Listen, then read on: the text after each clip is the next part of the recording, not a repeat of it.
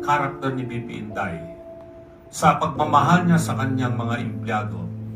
Sa Davao, nung vice mayor siya, naging mayor. Tapos ngayon, naging vice president siya. Walang makakapagsabi na hindi mahal ni Inday yung kanyang mga empleyado o mga kanyang mga tao. Yung pinakita ni Inday kay Attorney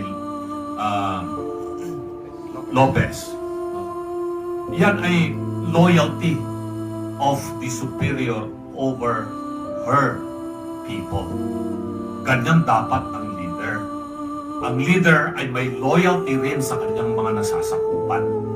Hindi pwede yung presidente o vice-presidente ay wala siyang loyalty o pagmamahal sa kanyang tao. Yun ang kulang sa karamihan ng mga political leaders dito sa ating bansa. Kaya saludo ako sa kanyang naging reaksyon. Pinakita niya at pinadama niya, pinarinig niya sa sambayan ng Pilipino na hindi ko kayo pababayaan dahil tama yung ginagawa ninyo. Kung kayo ay naagrabyado, kasama niyo ako kahit man saan tayo makarating. No? And she has really shown to the whole world. Ngayon, pinag-uusapan sa buong mundo yung nangyayari sa Pilipinas.